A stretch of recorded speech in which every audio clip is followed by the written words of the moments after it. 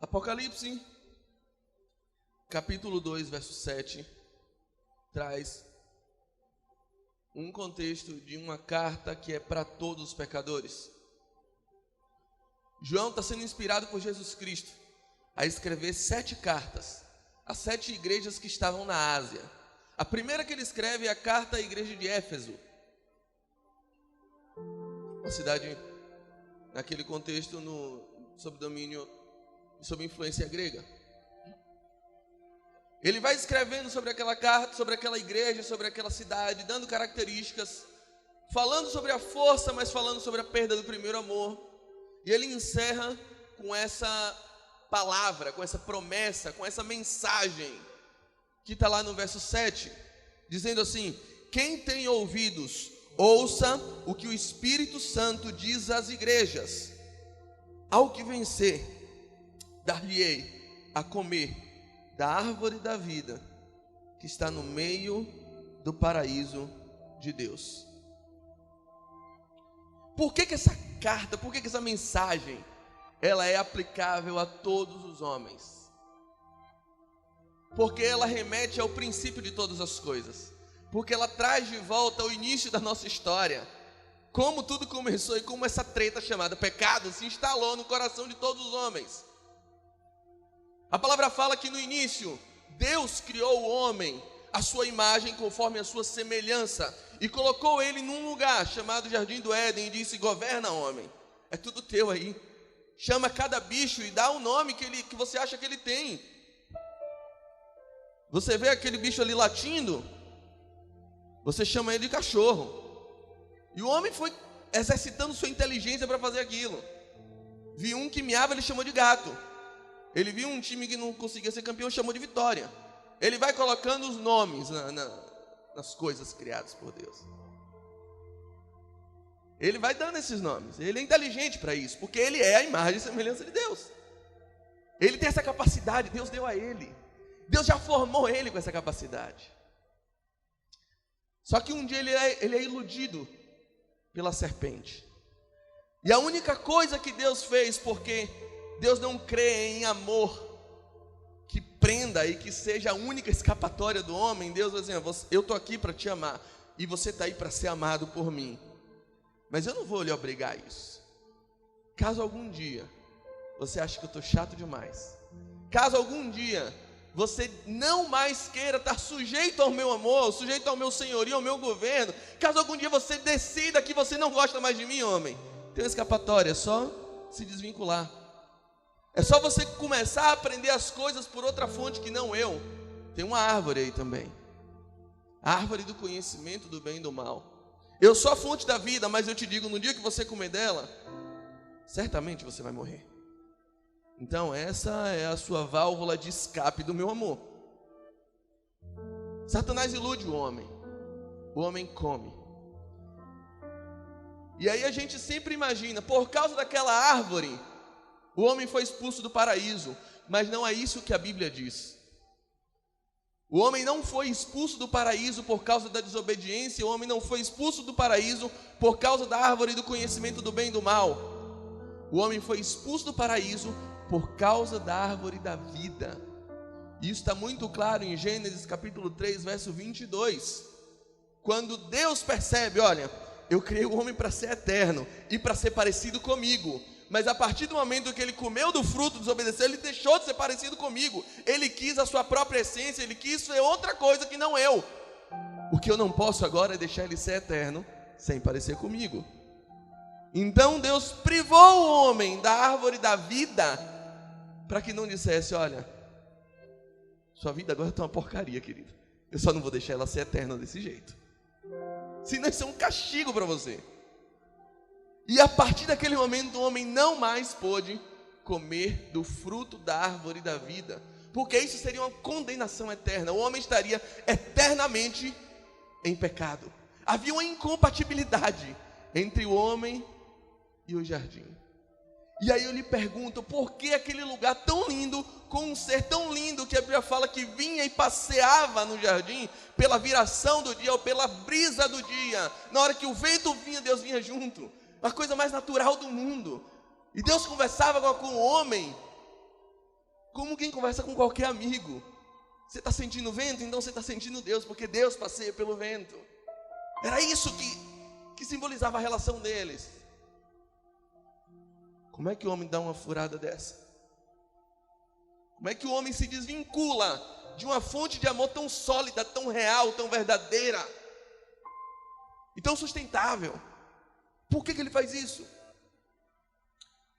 A Bíblia fala que a serpente, a mais astuta de todos os animais, ali, incorporando a própria figura de Satanás, do adversário, leva o homem a um outro entendimento. Leva o homem a entender coisas que Deus não disse. Porque eu disse para vocês, Deus falou entre si, Pai, Filho e Espírito Santo, desde a eternidade conversando, dizendo assim: olha, vamos fazer o homem, a nossa imagem, conforme a nossa semelhança. E depois que eu fizer ele, a imagem, a minha imagem, depois que eu fizer ele parecido comigo, depois que o homem for igual a mim, eu digo a ele: agora governe, agora faça alguma coisa. Agora pode gerir, pode administrar esse jardim. Mas vem Satanás, conversa com a mulher e diz assim: olha, você quer ser igual a Deus? Ela: quero. Então faça alguma coisa. Coma esse fruto. Coma esse fruto. Naquela palavra, Satanás apresenta um outro evangelho. O evangelho de Deus, ele é muito claro em sua formação. E o evangelho de Deus não começa a partir do pecado. O evangelho de Deus é eterno. Quando Nicodemos chega para Jesus em João capítulo 3 e pergunta assim: o que eu tenho que fazer para herdar a vida eterna? E aí Jesus está dizendo assim: olha, seguinte, tem uma maneira, você tem que nascer de novo. Eu sempre brinco com uma alusão. Imagina um rapaz, um garoto, gostando muito de uma menina. Ele chega assim: Mari, o que eu tenho que fazer para ganhar seu coração? E aí Mari olha para você, garotão, e diz assim: tem um jeito, nasça de novo. O que ela está dizendo? É impossível, velho. Show, vai embora, não dá, não tem jeito, não tem o que você faça. E Jesus estava dizendo para Nicodemos: é impossível, irmão, não dá, só nascendo de novo. Porque o que você está na cabeça é a lógica de Satanás: fazer alguma coisa para se tornar alguma coisa. O que eu faço para me tornar um filho de Deus? Nada, não tem como fazer isso, porque a lógica do evangelho de Cristo não é fazer para se tornar, é se tornar para então fazer. Primeiro ele te torna criatura igual, semelhante, filho, e depois você aprende a se mover como um filho. Quando eu fiz faculdade, eu estudei 5 anos, fiz uma prova, maldita prova da OAB, e me tornei um advogado. Mas eu só me tornei advogado depois que eu aprendi a ser advogado. Eu não sei quantas pessoas aqui entraram no curso de medicina, talvez alguém que tenha feito o curso de medicina, e no primeiro dia de curso, alguém diz: pronto, agora você é médico. Você não sabe dar uma injeção, não sabe botar um band-aid numa pessoa, mas você já é médico. Não é médico. A lógica é essa: primeiro você aprende a ser, depois você se torna, certo? No evangelho de Cristo não funciona assim. Primeiro ele te torna filho. Primeiro Deus olha para você e diz: você é meu filho amado, em quem eu tenho prazer. E depois você vai aprender a ser. Eu tenho um filho de 3 meses, ele é brilhante, ele é maravilhoso, mas eu vou dizer, ele ainda não sabe ser filho. Eu abraço ele, mas ele não sabe me abraçar. Eu beijo, ele nunca me deu um beijo, ele não sabe beijar ainda. Estranho, uma pessoa que não sabe beijar. Ele não sabe. Ele sabe gritar, ele sabe chorar, ele sabe sujar a fralda, ele sabe essas coisas. Mas ser filho, ele não sabe ainda. Sabe como é que ele vai aprender? Ele vai aprender a me abraçar, porque todo dia eu abraço ele. Ele vai aprender a me beijar, porque todo dia eu beijo ele. Ele vai aprender a me fazer carinho, ele vai aprender a se declarar a mim, porque eu todo dia me declaro a ele. Assim é com o Pai, assim é com o evangelho de Cristo. Primeiro ele te diz: agora você já é meu filho. E você não precisa saber nada agora, porque eu vou te ensinando todos os dias. E aí daqui a um tempo você pode declarar: Senhor, eu te amo, mas com a noção de que Ele nos amou primeiro, de que Ele fez por nós primeiro. Ele nos tornou e depois diz: faça. Mas Satanás se apresenta a Eva e diz o seguinte: faça, quem sabe um dia você se torna. Faça e depois você vai se tornar. Quando Cristo se apresenta e começa a falar aos fariseus, começa a falar o sermão do monte, ele dá 3 lições que precisamos aprender. No capítulo 6 de Mateus, ele diz assim: olha, eu vou falar agora sobre oração, sobre jejum e sobre boas obras. Beleza? Beleza. Mas eu vou te dizer como não fazer. Quando vocês orarem, vocês não devem orar como oram os fariseus, porque os fariseus oram no meio de uma praça, porque quando eles oram, eles querem um aplauso, eles querem ser reconhecidos. Vocês não. Quando vocês orarem, entre no seu quarto, feche a porta, em segredo, sem ninguém ver. O vosso pai te vê em secreto. Quando vocês forem jejuar, não jejue igual os fariseus, porque eles jejuam no meio da praça e fazem cara triste e querem ficar abatidos visivelmente, para que todo mundo veja que eles estão jejuando. Vocês não. Lave seu rosto, bota um sorriso nessa cara, mostra para todo mundo que você está alegre e não deixa ninguém saber que você está em jejum, porque o vosso pai vê em secreto e conhece teu coração. Você, quando der esmola, não faça igual eles, porque eles mostram para todo mundo ver como eles são bons. Vocês não, quando derem, que a sua mão esquerda não veja o que a tua mão direita está fazendo. E por que Jesus tem essa sanha com o tal do secreto? Porque tem que ser tudo em segredo. Ele não estava fundando uma sociedade anônima. Jesus não era maçom, tá? Não era nada disso. O que Jesus estava falando é sobre a naturalidade da ação de alguém que tem a imagem dele. Às vezes a gente, eu não sei quantos já tiveram essa oportunidade de ir num circo, de ir num local de apresentação, e que tinha algum animalzinho fazendo uma apresentação. Às vezes uma cachorrinha de sainha, e ela entra e de 2 patinhas se equilibrando, e é tão bonitinho, né? E dá uma puladinha para cá, uma puladinha para lá, e abre uma portinha, depois sai, e quando ela sai do palco todo mundo aplaude. Que lindo! Imagina a seguinte situação: tira a cachorra, bota um ser humano ali, uma pessoa, uma mulher, ela de sainha também, entra, dá um legal, abre a porta, pula para lá, pula para cá e sai. Alguém aplaude isso? Por quê? Porque a atitude dela agora foi natural. Foi natural. É da natureza dela fazer aquilo. Sabe o que Jesus estava dizendo? Que você não tem que imitar os fariseus. Por que você não tem que fazer em público? Porque aquilo que os fariseus faziam era algo contra a natureza deles. Eles odiavam fazer aquilo. Era um sacrifício terrível. Era tipo um animal quadrúpede ficar se equilibrando entre 2 patas. Era um exercício sobre-humano ou sobre-canino, não sei. Era uma coisa louca para eles. Eles passavam o dia tentando fingir aquilo, mas chegava de noite, eles reconheciam: agora eu posso ser eu. Não tem ninguém me olhando, agora eu posso ser eu. Agora eu posso pensar em pecado. Agora eu posso desejar aquela mulher que eu vi. Agora eu posso ser o carnal de novo. Como um animal que passa o dia em 2 patas, mas no final do dia bota as 4 patinhas no chão e reconhece quem é. O evangelho de Satanás é o início da religiosidade, que diz: faça sem sentir obrigatoriamente nada e sem gostar do que está fazendo. Talvez um dia, de cachorro, você vire humano.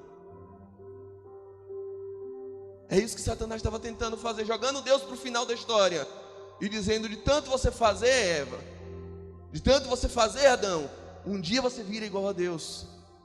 Nunca acontece. Esse cachorro pode fazer 20 anos esse número e vai continuar cachorro. O evangelho de Cristo não diz isso. O evangelho de Cristo diz: façamos o homem à nossa imagem, conforme a nossa semelhança. E depois que eu faço a obra, depois que eu salvo, depois que eu curo, depois que eu restauro, agora sim ele pode agir, agora ele pode fazer coisas boas. A partir daquele momento, Satanás inverte a lógica do evangelho. E para fazer isso, ele convenceu o homem, satisfazendo o homem. Ele trouxe aparente salvação ao homem. Ele olha para Eva e ele não diz: Eva, faz o seguinte, me adore. Não, sabe o que Satanás faz? Ele diz: Eva, se adore, faça um bem a você mesmo, se ame, mulher, se ame, goste de você, você vai ser igual a Deus. Isso vai te satisfazer, isso vai fazer um bem para você que você não imagina. E essa sempre foi a tônica, essa sempre foi a lógica de Satanás, quando apareceu para Cristo tentando ele no deserto. Cristo, você está com fome, cara, pega essas pedras e transforma em pão. Cristo, se você se jogar daqui agora, seu ministério vai bombar, a igreja está lotada. Vai, faz um bem, deixa Deus para o final da história. Faz o que você quiser agora, porque está escrito que no final Ele dará ordem aos anjos ao seu respeito. Ele vai te carregar. Peca à vontade agora, satisfaz teu ventre agora. No final Deus te salva. Ele vai jogando Deus para o final da história. Vai, Eva, desobedece agora, come agora, satisfaça seu ventre agora, satisfaça seus desejos agora. No final você vira igual a Deus. Deixa Deus para depois. Ele aparece soprando no ouvido de Pedro, enquanto Cristo diz: para essa hora eu vim para ser entregue nas mãos dos pecadores. Lá vem Satanás por meio de Pedro dizendo: não, Jesus, se ama, cara, se goste, se valorize, tenha piedade de você mesmo. E aí Cristo olha para ele e diz assim: amigão, essa tática eu conheço desde o Éden. Para trás de mim, arreda Satanás, porque para essa hora eu vim. A primeira vez que Deus fala com o homem na história da humanidade está escrito em Gênesis capítulo 1, verso 28. Deus dá uma ordem ao homem. A primeira vez que Deus falou com o homem foi dizendo: frutifiquem, frutificai. A primeira ordem que Deus deu ao homem: frutificai. A primeira vez que a primeira vez que o Satanás falou com o homem está em Gênesis capítulo 3, dizendo: coma o fruto. Satanás inverte o evangelho e coloca você como centro da história, como o objetivo final de toda a criação. A partir daquele momento que o homem deixa de frutificar, frutificar é gerar para que outros sejam alimentados, porque a árvore não come a maçã que dá. Gere para que outros sejam alimentados. Satanás inverte isso, troca e coloca: se alimente daquilo que os outros geraram, como fruto. Viva cobrando amor das pessoas. Viva com a ciência e a inteligência suficiente para entender que o mundo gira em seu redor, que todo mundo está aqui na igreja para te satisfazer, cara. É para isso que você está aqui. Esse é o evangelho, mas é o evangelho de Satanás. É o evangelho que faz você fazer coisas para depois você virar. É o evangelho do engano. Fazendo aquilo, o homem quebrou um laço. E quebrou o laço em 3 níveis. Primeiramente, o homem se separou de Deus. Deus olha para Adão e pergunta: Adão, cadê você, cara? Cadê você? Porque eu tinha você sob meu controle, sob meu domínio, sob minha visão. Eu tinha amizade com você e eu estava no vento te esperando. Mas eu cheguei aqui e você não está. Onde estás? É o que ele escreve em Gênesis capítulo 3,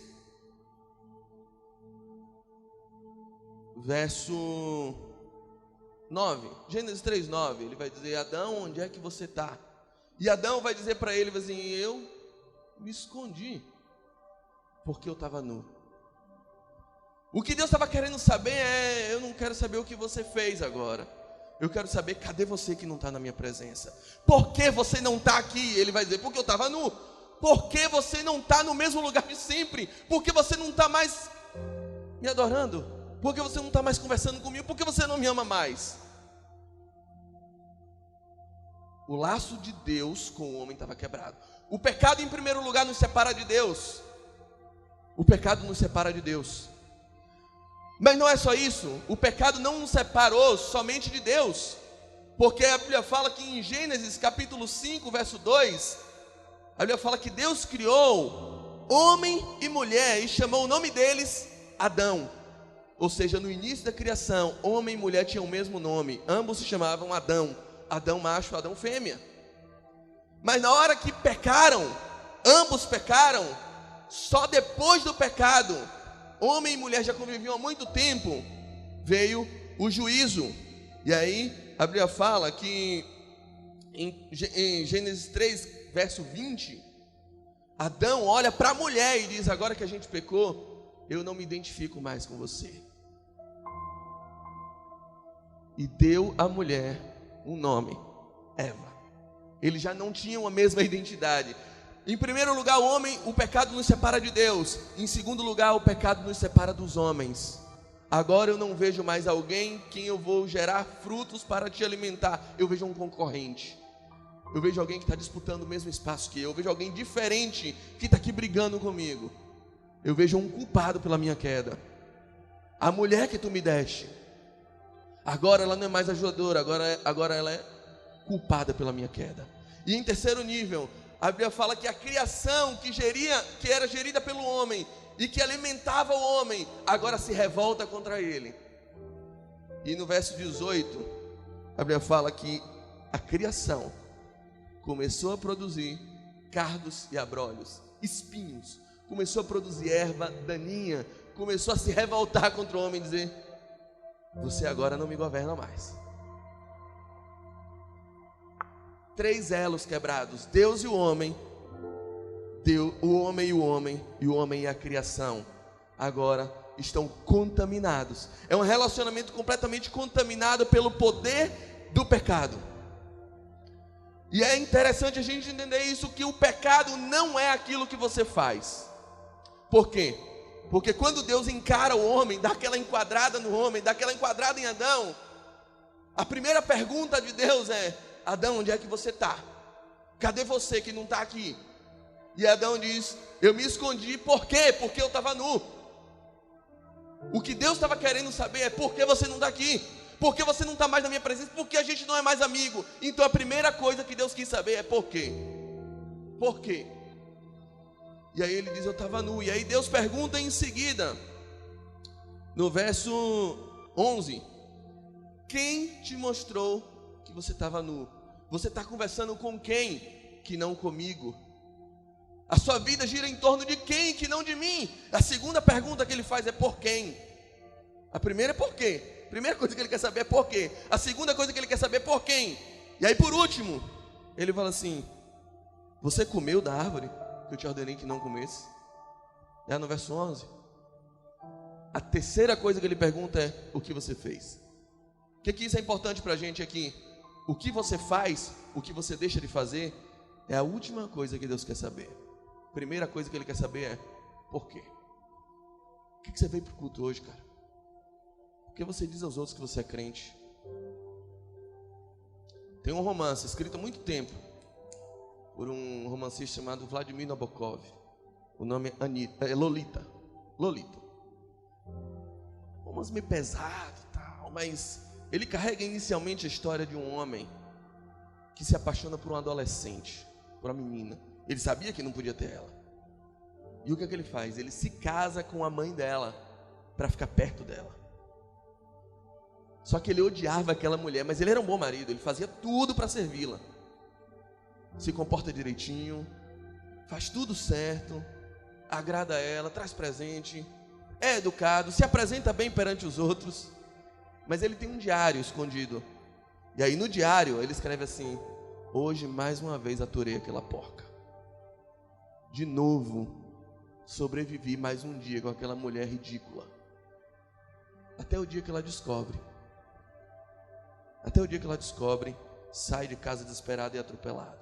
E aí então ele pode ficar com o que ele queria, que era a filha dela, a adolescente, a menininha, o amor proibido.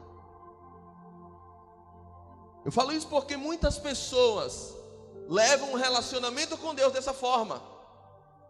A primeira coisa que Deus quer saber não é o que você está fazendo, não é se você é um bom marido, não é se você lava prato dentro de casa, não é se você agrada bem Ele, não é se você se comporta bem na frente dos outros. Ele quer saber o que está escrito no diário do seu coração. Por que você está aqui? É porque você me ama, ou porque mais uma vez você termina esse culto e diz: aturei aquele Deus insuportável? Porque Deus é o trampolim que eu estou usando, porque na verdade tudo que eu quero é adolescente. Tudo que eu quero é uma porta de emprego, é que Ele me cure, é que Ele cuide das minhas finanças, é que não falte nada na minha casa. Na verdade, Deus é o meio que eu uso para conseguir o que eu realmente quero. Eu não quero o abençoador, eu quero as bênçãos. Eu não quero aquilo que Ele tem, ou aquilo que Ele é, eu quero aquilo que Ele tem. Era isso que Adão revelou naquela hora, o diário do coração dele. E eu quero dizer para você que Deus te conhece, e Ele lê todos os dias o diário do seu coração. Por que você está aqui? E por quem você está aqui? Se é por você mesmo? Por quem o seu coração bate? Com quem você anda se relacionando? Que não com Ele. Essas 3 perguntas revelam o que Deus de fato quer conosco. O que você faz, o que você deixa de fazer é a última coisa que Ele quer saber. Se você está tocando, se você está pregando, se você está cantando, se você está advogando, se você é médico, é a última coisa que Ele quer saber. Ele só quer saber, por que você está fazendo isso, cara? Por quê? O que é que move seu coração a fazer isso? Mas eu vou te dizer, assim como o pecado entrou no mundo por meio de um homem, a palavra fala que a salvação também entrou no mundo por meio de um homem. Se o evangelho de Satanás foi anunciado em Gênesis 3 por meio de um engodo, por meio de uma mentira, o evangelho de Cristo está anunciado desde a eternidade, por meio da verdade absoluta que não muda e que nunca pode ser forjada. Cristo é a verdade, é o caminho, é vida. O evangelho de Satanás foi incorporado no mundo por meio da falha de Adão. Mas a palavra fala que não houve somente um Adão. Houve um segundo Adão. Houve um último Adão. E a Bíblia também diz que o primeiro Adão, ele era uma alma vivente, uma alma que estava ali para viver, para gastar, para usar. Mas o segundo Adão, conforme 1 Coríntios 15, 45, se não me engano, 15, 45, ele não era alma vivente, ele era espírito vivificante. Ele veio para nos dar a vida e não apenas para viver. Ele veio para frutificar e não para comer fruto. Quando o pecado entrou no mundo, Eva tomou o fruto, comeu e deu ao seu marido. Toma. Primeiro comeu, depois ofereceu. Quando o pecado foi vencido no mundo, na cruz do Calvário, antes de ir para a cruz, Cristo ceou com seus discípulos e primeiro partiu o pão, deu, só depois comeu. Cristo traz um ministério de reconciliação. E por que ele é chamado segundo Adão? Porque ele vem como cabeça de geração para consertar aquilo que o primeiro Adão fez. O primeiro Adão no meio do paraíso falhou. O segundo Adão no meio do deserto venceu. O primeiro Adão estava governando sobre a terra. Encontrou cachorro, encontrou gato, encontrou papagaio, encontrou um monte de coisa. Mas depois de um tempo ele diz: eu não encontrei ninguém semelhante a mim. Deus faz ele cair num sono profundo, dá a ele um tempinho de sono, e enquanto ele está dormindo, fere o lado dele, tira uma costela, faz dessa costela uma mulher. Quando ele acorda, ele vê uma mulher e vai dizer: agora essa sim, essa é carne da minha carne, essa é osso do meu osso, essa parece comigo, com essa eu posso me relacionar, essa agora é minha noiva, essa agora vai ser minha esposa, essa agora vai ser minha ajudadora. Da mesma forma, o segundo Adão, quando veio à terra, encontrou a terra corrompida, encontrou pecado, encontrou pessoas que amavam o seu próprio ventre, amantes de si mesmos, rodou por todo Israel, curou, passou em Cafarnaum, Betfagé, expulsou demônio, multiplicou pão, curou leproso, ressuscitou morto. E no final do ministério ele olha para o pai e diz: pai, não encontrei ninguém parecido comigo, ninguém semelhante a mim, ninguém com a minha natureza. E aí o que o pai faz? Dá ele um sono profundo na cruz do Calvário, faz ele dormir por algum tempo, pede um soldado que fere o lado dele, é furado do lado, daquele furo, daquela ferida, sai água, sai sangue, 2 naturezas, 2 batismos, uma nova aliança do cálice do sangue que ele estava derramando por nós. E daquele furo sai uma mulher, a igreja fiel do Senhor. E agora ele pode dizer: essa sim é semelhante a mim, com essa eu posso me relacionar, com essa eu posso casar, com essa eu posso amar, com essa eu vou ser amado de volta. Essa daí um dia vai dizer: eu sou do meu amado e o meu amado é meu. o segundo Adão traz um ministério da reconciliação, como está escrito em 2 Coríntios, capítulo 5, verso 18. O ministério da reconciliação. Ele vem anunciar esse ministério. Ele vem curar a raiz pecaminosa. Ele vem curar aquele câncer que nos leva a ter tantas outras dificuldades. O problema da sua pornografia está lá no Éden. O problema da sua maledicência e você não conseguir segurar sua língua quando sua amiga sai e tem que falar dela. O problema da sua inveja. O problema de você não conseguir ser uma pessoa constante. Está lá. Mas Cristo veio curar isso. Porque Ele veio reconciliar em si todas as coisas. Ele traz consigo o ministério da reconciliação. E em primeiro lugar Ele reconcilia o homem com Deus. Porque lá na hora que ele estava sendo morto, lá no templo, o lugar onde havia uma separação entre o lugar santo e os demais lugares, aquele véu que separava o lugar santo de todos os outros mortais, é rasgado de cima a baixo. E ele diz: agora que meu sangue foi derramado, já não há mais separação entre Deus e os homens. Eu estou novamente unindo uma coisa a outra. Se a partir do Éden, homem e Deus estão em lugares diferentes, agora Deus habita dentro do coração do homem. Eu lhes dou o Espírito Santo. Ele restaura Deus e o homem. Estando na cruz, ele olha para sua mãe e olha para um dos seus melhores amigos e diz: ei, filho, eis aí tua mãe. Mãe, eis aí teu filho. Sabe aquela historinha de que o pecado separou vocês? Eu estou unindo de novo. Agora vocês podem se identificar como uma família novamente. Agora de novo pode haver aliança. Agora vocês são de novo um só corpo. Porque agora eu olho para vocês e não vejo homem e mulher, agora eu vejo igreja. Porque em Cristo já não há mais gentil e nem judeu. Não há grego, não há homem, não há mulher, não há rico e não há pobre. Todos somos um corpo, uma família, uma noiva, vinculados a Cristo. Cristo também veio restaurar o que havia se quebrado entre o homem e a criação. Porque quando o homem pecou, a criação começou a produzir cardos e abrolhos, começou a produzir espinhos. Mas quando Cristo morreu, no seu sepulcro, no lugar onde só havia morte, João 19:41 diz que começou a nascer um jardim de novo. No meio do sepulcro, no meio de um cemitério, Ele, pelo seu poder de reconciliação, faz de novo nascer um jardim. A natureza está de novo produzindo coisas boas, de novo está sendo harmonizada conosco. Isso era um prenúncio do final dos tempos, porque no final dos tempos, da plenitude dos tempos, da vinda do reino futuro, aí sim Deus vai olhar para nós e nós seremos uma cidade, seremos uma noiva, seremos uma família.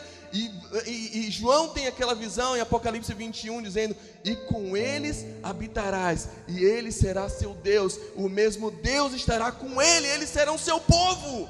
Nós e Deus seremos um, haverá uma unidade. Nós e os homens seremos um, porque seremos um corpo, uma noiva, uma cidade, uma família.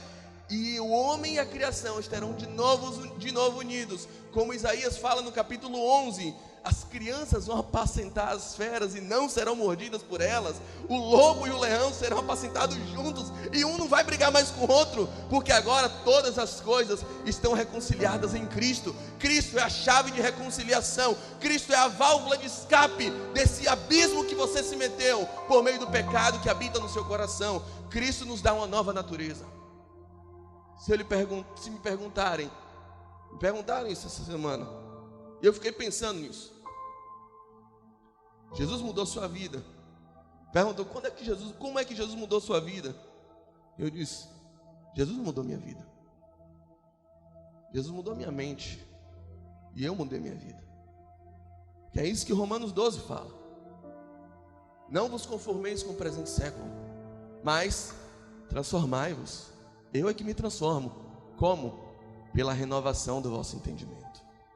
Cristo me deu uma nova natureza. Cristo me deu o seu evangelho. Primeiro Ele troca meu cérebro, troca meu coração, tira a minha mente pecaminosa, coloca a mente dele, a mente de Cristo. Tira meu coração de pedra, coloca um coração de carne. E aí então Ele diz: agora haja, agora governe, agora faça. Agora se muda. Muda a tua vida, cara. Foi isso que Cristo fez, Ele sendo o segundo Adão. E Ele oferece para nos trazer de volta esse propósito uma coisa chamada salvação. E a salvação é a coisa simples que a gente tem que entender. Se você puder, ou se puder projetar, 1 Coríntios capítulo 13. O último versículo, 1 Coríntios capítulo 13. 1 Coríntios 13, ele vai dizer o seguinte: agora, pois, permanecem a fé, a esperança e o amor. Estes três, mas o maior destes é o amor. A salvação que Cristo nos oferece, ela opera em 3 níveis, em 3 tempos.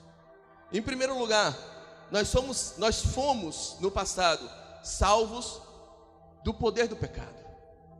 Mas em segundo lugar, nós estamos sendo salvos da influência do pecado.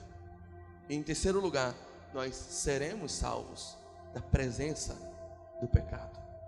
Em primeiro lugar, Cristo tira o poder do pecado sobre nós. E em segundo lugar, Ele está tirando a influência do pecado sobre nós. E em terceiro lugar, Ele vai tirar a nossa vida da presença do pecado. Ele vai enxotar o pecado da nossa presença. Isso Ele faz por meio desses 3 ingredientes: fé, esperança e amor. A fé, ela atua direto no nosso espírito.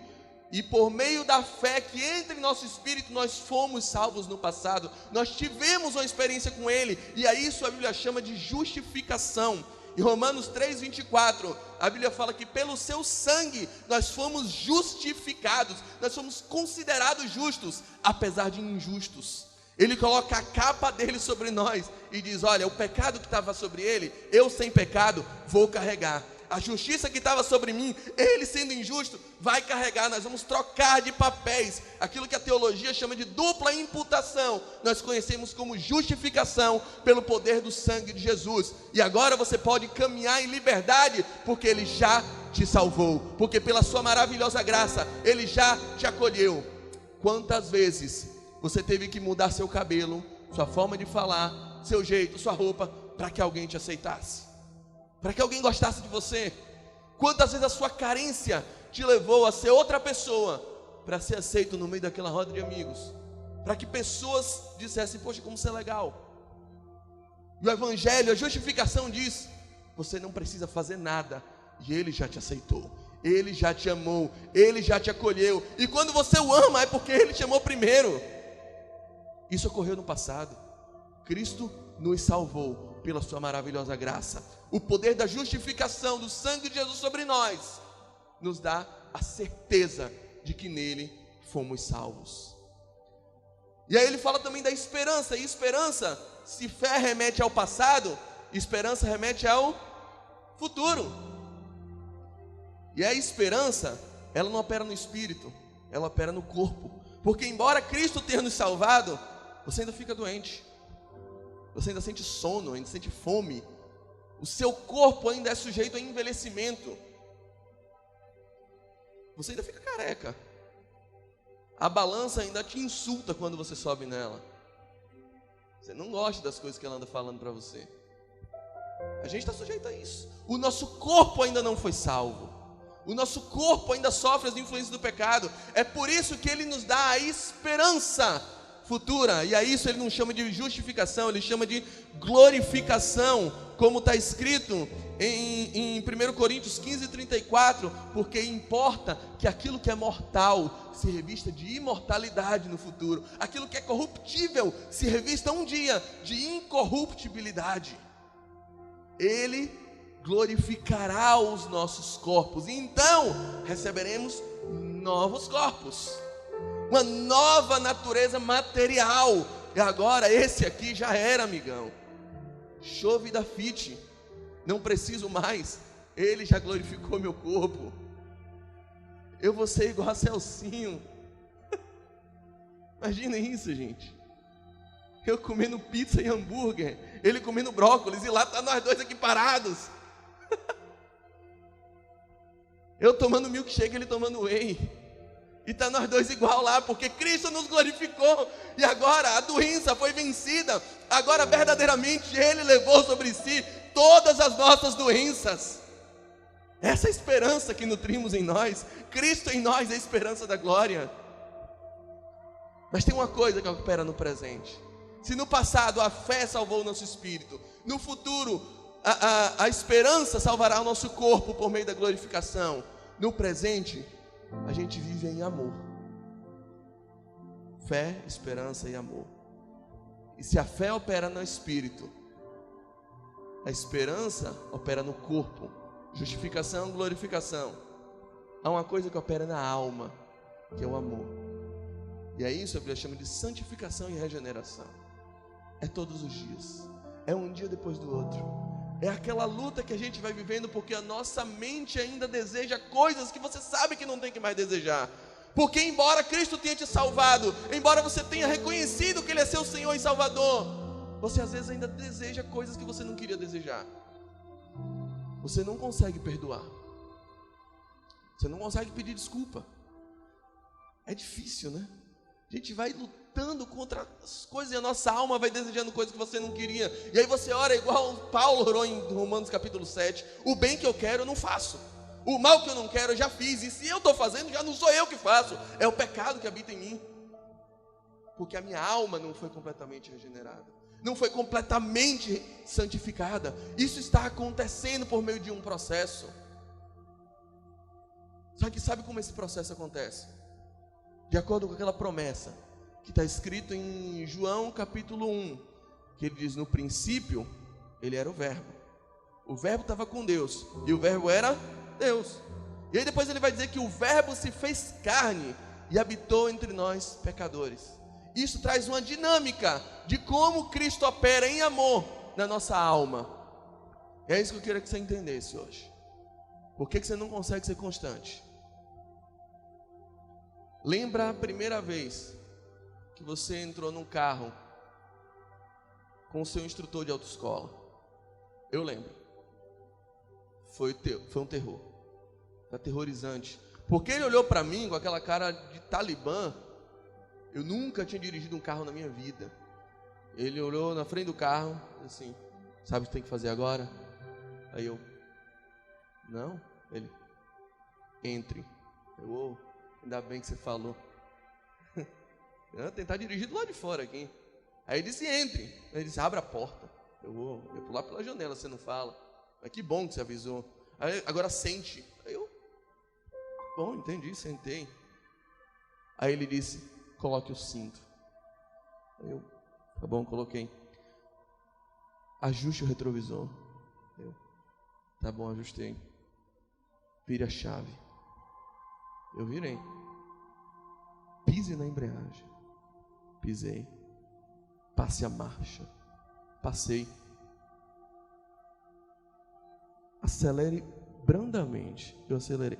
Tire o freio de mão. Eu já tinha esquecido do entre.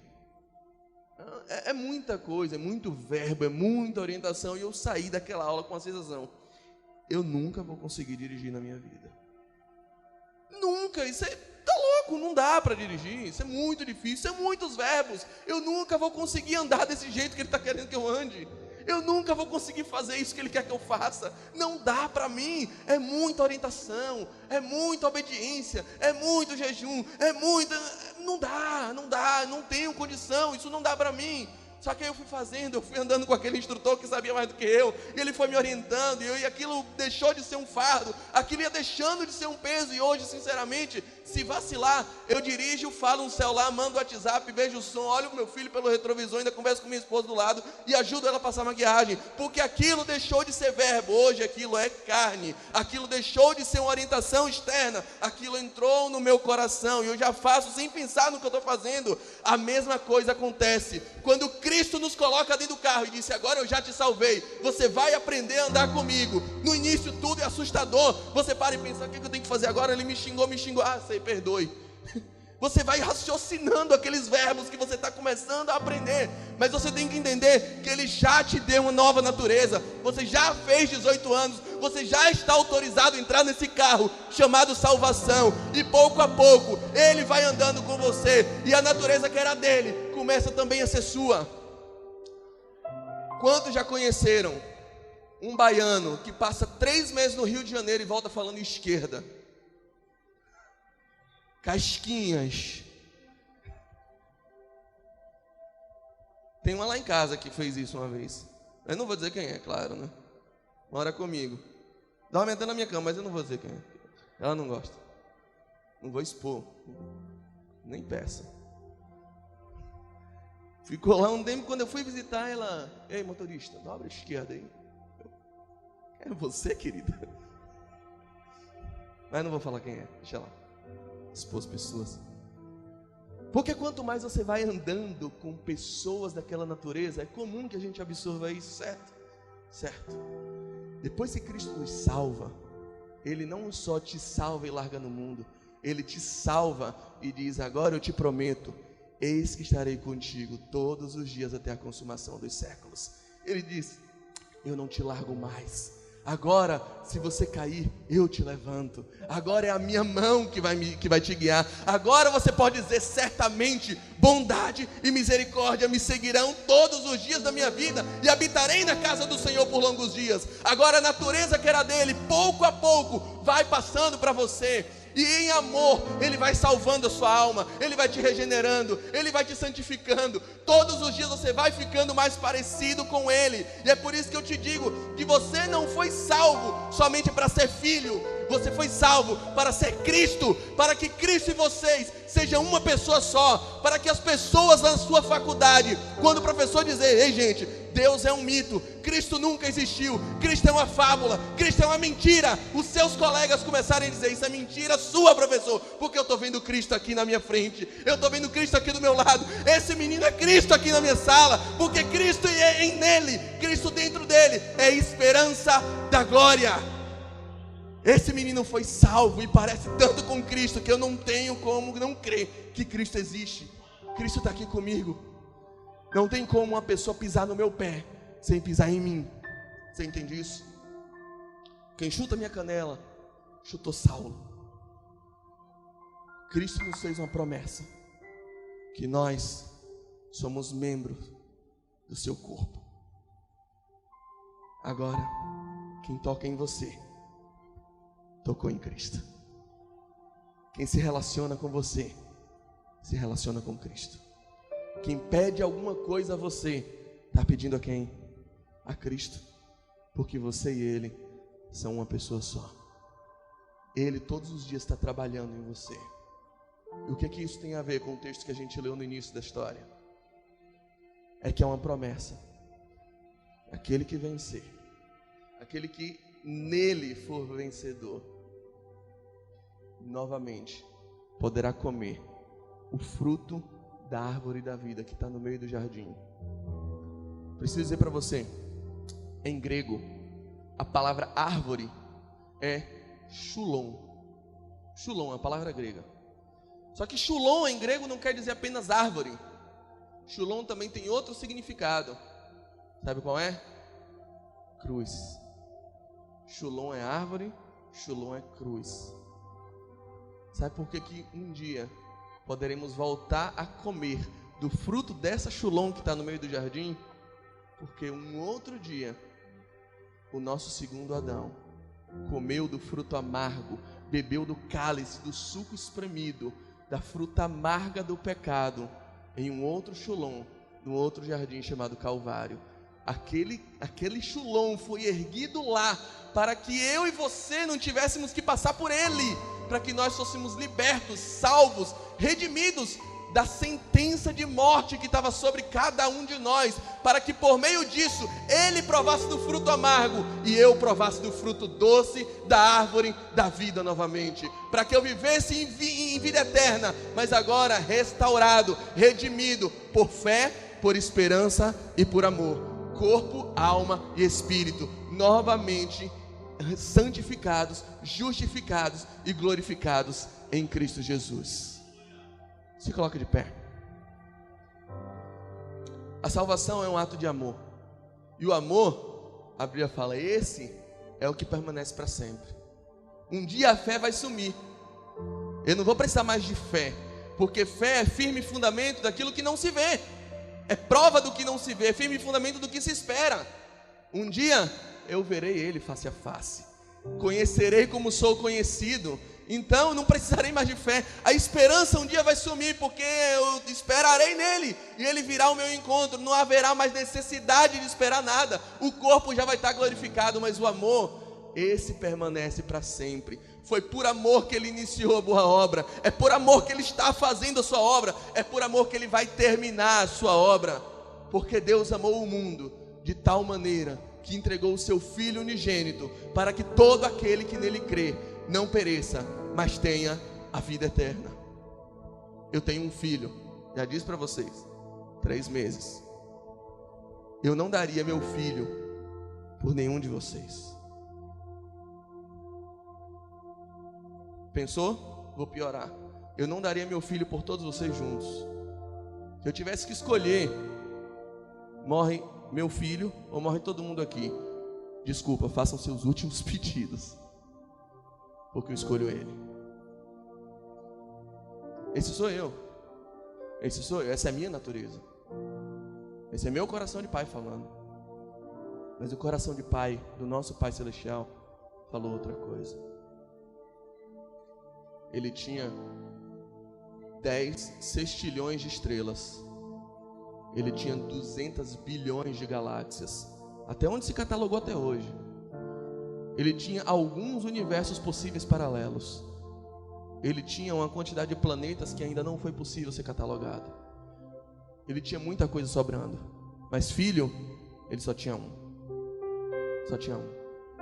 E ele não hesitou em dar o seu único filho, para que salvasse o seu corpo, a sua alma e o seu espírito. Para que aquele acidente no Éden, aquilo que desvirtuou o nosso coração, aquilo que separou o meu coração do coração dele, fosse aniquilado na cruz. Ele pisou o pecado por meio da morte do seu filho. E você? O que seu coração quer dar para ele hoje? Eu vou dizer para você, se Deus não tiver seu coração, ele não quer mais nada seu. Nada mais interessa. Ele não quer saber o que você fez, o que você está fazendo, o que você estava fazendo ontem na internet, o que você fez antes de vir para cá. Ele não quer saber isso. Ele quer saber o porquê. Porque agora ele está lendo o diário do seu coração. E ele está vendo se esse culto é algo insuportável para você, ou se o seu prazer está na presença dele. Ele está vendo isso. E o que ele quer é te dar prazer. O que ele quer não é que você aprenda a obedecer. O que ele quer é que você ame estar na presença dele. Porque ele não quer uma empregada doméstica. Ele quer uma noiva para si. Ele quer uma família. Ele quer filhos redimidos pelo seu poder. Ele quer imprimir em nós de novo a natureza que o pecado tirou. Se o pecado fez você deixar de ser parecido com Deus, agora ele está de novo por meio de Cristo, dizendo que nós e ele somos a mesma coisa, porque somos corpo e ele é o nosso cabeça. Feche seus olhos. Meu orgulho me tirou do jardim. Converse com ele agora. Tua humildade colocou Aquele que venceu o pecado. Jardim em mim. Por seu sangue E se eu nos libertou do vendesse tudo que venceu a morte, tenho, nos constituiu em reino e troca sacerdote do amor, para Deus eu o Pai. falharia. A ele a glória e o domínio e a honra pelos séculos Pois o dos amor não se compra. Há um Deus trabalhando em e você. nem se merece. Ele já venceu o pecado. O amor Entrega na mão dele. ganha, Essa sua de tendência, graça o recebe. essa sua incapacidade de perdoar, Eu quero a incapacidade de pedir desculpa. Jesus. Você que, movido pela carência, pula de um relacionamento para o outro. Eu quero conhecer Jesus. Você que tem um desejo de falar mal de todo mundo. Você que só consegue admirar o que tem na vida dos outros. A inveja, a lascívia, o pecado, as obras da carne te dominam. Você que está chorando, sofrendo, porque deseja uma pessoa do mesmo sexo que você. Você que não consegue mais amar sua esposa. Você que não consegue entregar fidelidade ao seu marido. Você que vive em função do dinheiro, da carreira. Você que não admite perder aquela pessoa por nada.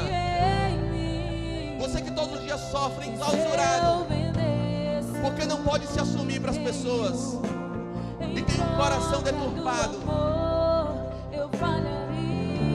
Há uma boa notícia para você. Cristo já venceu o pecado. Cristo venceu a morte. Cristo venceu o mal, porque Ele sabia que você não tinha força para isso. O Evangelho não é um conselho. O Evangelho é uma notícia.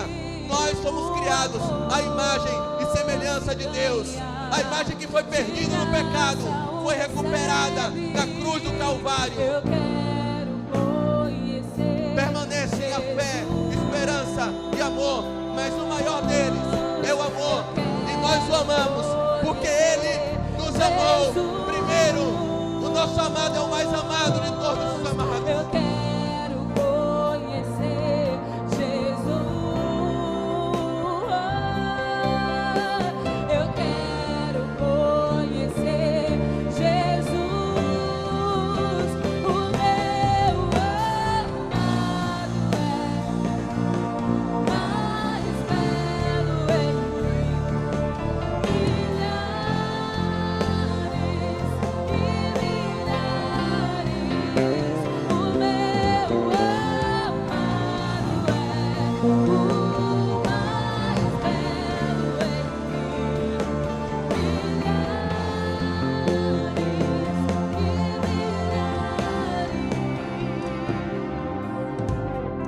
Glória a Deus. Que palavra maravilhosa, irmãos. Que palavra maravilhosa, que oportunidade maravilhosa da gente saber se tem alguém aqui nessa manhã que gostaria de se entregar a esse amor. Foi tão maravilhoso, foi tão lindo, foi tão tremendo tudo que foi falado aqui nessa manhã. E eu queria abrir a oportunidade. Se tem alguém aqui nessa manhã que foi tocado pelo Senhor, pelo Espírito Santo de Deus, que deseja viver um novo tempo de amor, de plenitude, de saciamento, de felicidade plena, verdadeira, com o Pai, eu quero te dizer, vem aqui na frente nesse momento.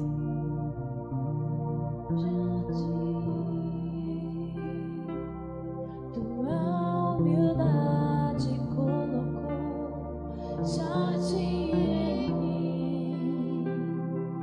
Se eu vendesse tudo que tenho em troca do amor, eu pagaria. Não deixe para depois o passo mais importante da sua vida.